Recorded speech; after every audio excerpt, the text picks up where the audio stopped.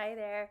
I thought of a little lesson I could add, a little writing lesson I could add to my YouTube channel. And it's something that I think is fascinating because it's where, when a creative nonfiction writer, long form journalist, is using literary devices, one of the things that we employ is character development.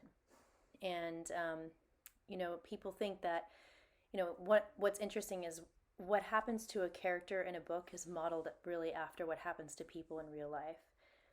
So in a narrative, like we'll say fiction narrative, like the story of, well, I don't want to say story of Jesus is fiction, but we'll just say the story of Jesus or even Star Wars or any sort of hero's journey or quest.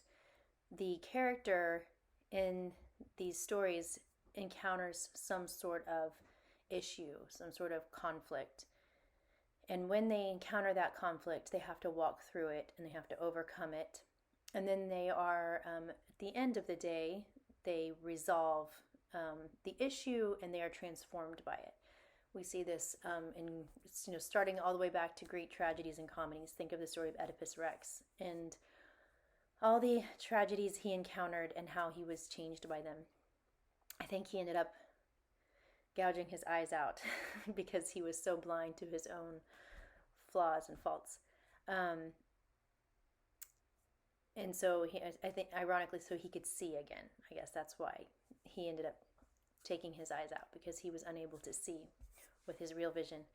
But anyways, I digress. So what's fascinating is when we are developing a character in nonfiction writing, in long form journalism, say you're profiling a person, you kind of, in order for that person to develop at all on the page, you need to try and bring in some sort of conflict or some sort of obstacle they've run into, how they faced that, how they were changed by that.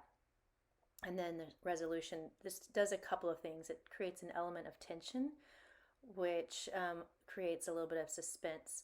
And these bits of action pull the story forward. So, if you just are writing a profile or a story about a person that is just kind of going about their day and they never encounter any sort of problem or obstacle, they're never really engaging with life and they're never really interacting with life.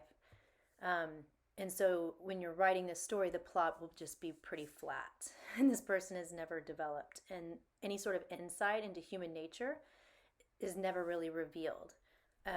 So I think this is fascinating because not only is this just true for fiction and nonfiction, but it's true in our in our lives, right? Like, would we ever develop or grow if we never encountered a problem?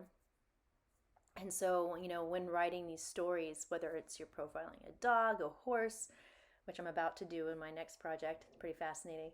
And I have done this. I've profiled a Shih Tzu, and or a human or an organization.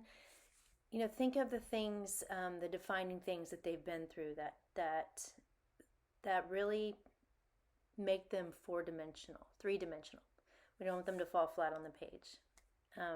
Make them human. All right, thank you. That's all I've got today.